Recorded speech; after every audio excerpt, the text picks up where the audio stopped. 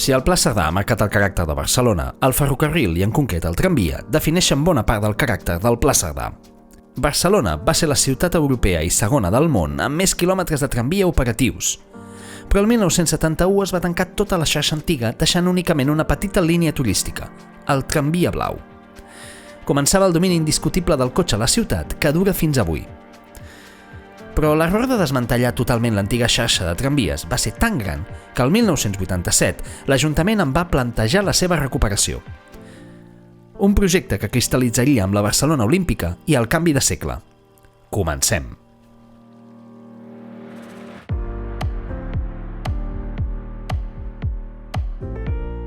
Barcelona està en obres, no sé si te n'has adonat.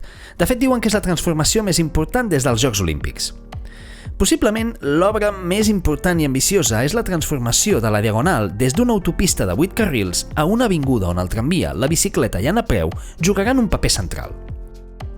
En el moment de gravar aquest vídeo, a principis de març del 2023, les obres per l'extensió del tramvia, des de Sant Adrià i la Diagonal Sud fins a la plaça de Verdaguer i al carrer Girona, estan sorprenentment avançades. Es complirà l'objectiu de l'entrada en funcionament del nou tram del tramvia a principis de 2024. El tramvia de Barcelona, o millor dit, els tramvies de Barcelona, són un concepte molt diferent a l'antiga xarxa de tramvies que va funcionar a la ciutat entre 1872 i 1971. El tramvia actual és un sistema de metro en superfície i d'alta capacitat que servirà per unir els municipis de la rodalia nord i sud de Barcelona passant per la Diagonal.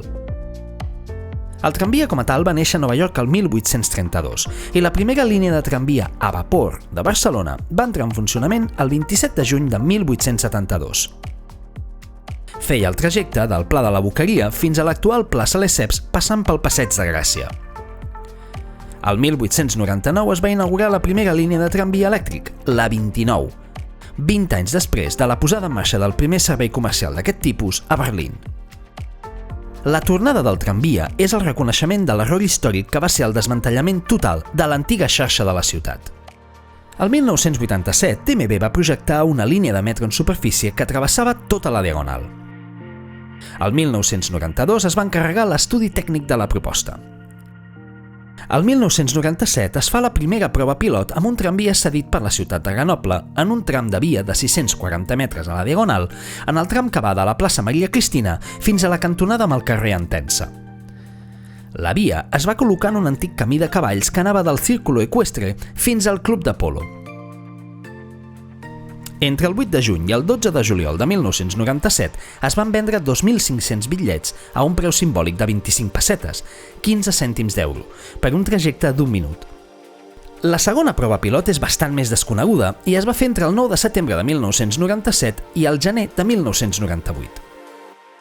Es va mantenir el bitllet simbòlic de 25 pessetes i el tramvia que va circular és un model Combino, el popular tramvia d'Amsterdam. En total, van utilitzar el servei pilot més de 400.000 viatgers, és a dir, 2.700 viatgers per dia, un èxit sense discussió. És a dir, el retorn del tramvia era una qüestió de temps. I el moment va arribar. El 3 d'abril del 2004 arrenca el servei comercial del trambaix.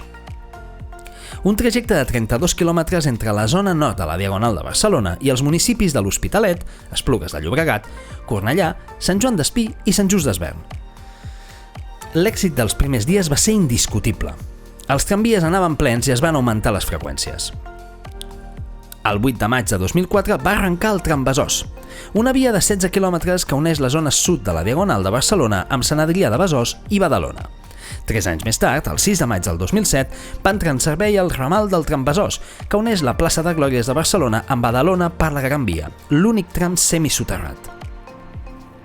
Però aquell èxit de públic i l'acceptació del servei va estar acompanyat per una covardia política i debat completament artificial que va impedir la connexió dels dos tramvies per la Diagonal, tal com marca el Pla Director d'Infraestructures de la Generalitat de l'any 2001.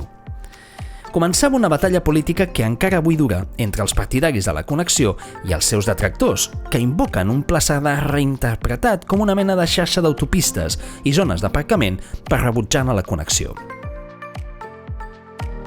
Avui a Barcelona vivim un temps molt estrany. Amb una simple patada a un arbre podem fer que caiguin de 10 a 127 experts urbanistes que no s'han llegit ni un borrall del Pla Cerdà, però s'autonomenen defensors del Pla Cerdà. Bromes a part, avui a Barcelona estem en plena transformació d'aquest Pla Cerdà, el que ve a ser una reinterpretació del que va dir, però realment és una reinterpretació? Publicat el 1859, el Pla Cerdà és un autèntic tractat d'urbanisme que volia donar respostes als reptes que tenia Barcelona a la primera meitat del segle XIX. El Pla Cerdà en si mateix és un full en blanc. M'explico. En cap moment, Cerdà va deixar per escrit que tots els carrers haguessin de ser d'una manera. Tot el contrari. Va deixar una trama, una quadrícula, el que ens ha arribat fins avui i la part més visible d'aquest pla, i uns carrers amb unes mides. A més, va deixar per escrit com podien ser aquests carrers i quins usos se li podia donar. El tramvia tenia un paper molt important en aquest pla, però també el ferrocarril, la locomotora d'ús individual, les mercaderies i, naturalment, les persones, els ciutadans. A les places, als encreuaments del Pla Cerdà, i va proposar que s'hi posessin mercats, llocs per deixar-hi les mercaderies, naturalment per aparcar aquestes locomotores d'ús individual que avui anomenem cotxe i que Cerdà va pronosticar que existirien 27 anys abans de la seva invenció oficial, però també en algun d'aquests encreuaments hi va posar fonts, passejos, quioscos on se servien begudes i menjars i zones d'esbarjo i repòs. El Pla Cerdà està proposat com un full en blanc on nosaltres podem donar-hi diferents usos. Costa de creure que Barcelona va tenir la segona xarxa de tramvies més gran del món, amb 220 quilòmetres operatius. Los Angeles, abans de la clausura de la seva xarxa al 1941, tenia 275 quilòmetres operatius.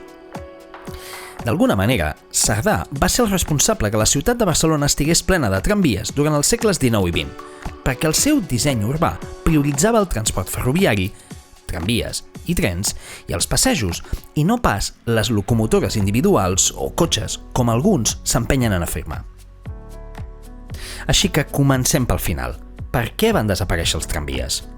Doncs per dos motius ben clars. El primer, la gravíssima crisi econòmica de la postguerra va abandonar les xarxes de tramvia de Barcelona i d'altres ciutats d'Espanya.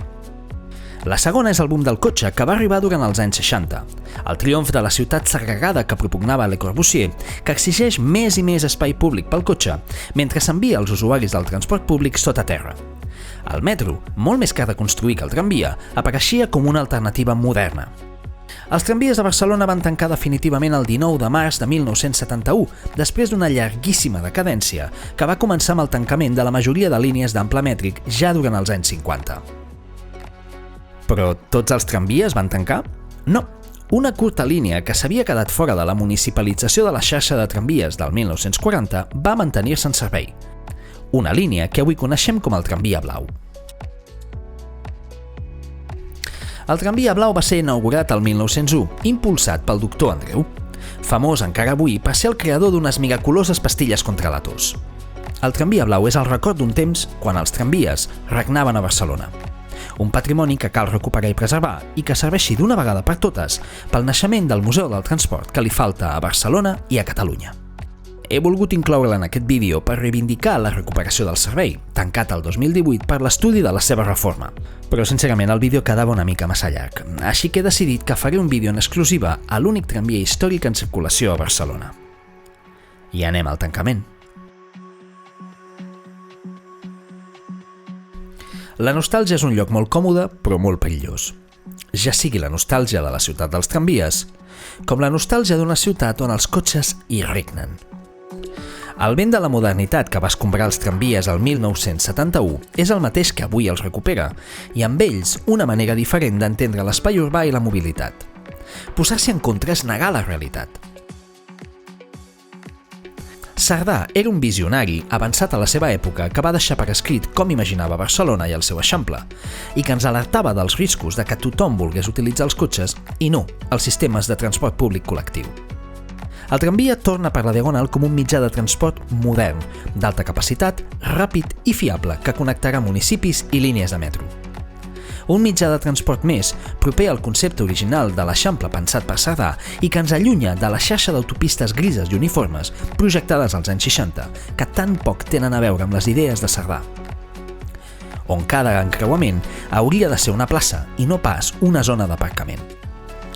Si tot va bé, al gener de 2024 la nova fase del tramvia entrarà en funcionament i s'iniciarà la fase final de la connexió de les dues xarxes. Si tot va bé, i cap nostàlgic del domini indiscutible del cotxe a Barcelona intenta aturar el vent de la modernitat. I com sempre, si t'ha agradat, fes-li like, subscriu-te i comparteix, perquè és la millor manera de recolzar aquest projecte. Cap empresa de les que apareix citada en aquest vídeo ha rebut còpia del guió o del vídeo final per la seva aprovació i que totes les opinions expressades aquí són meves. Ens veiem en el proper tren.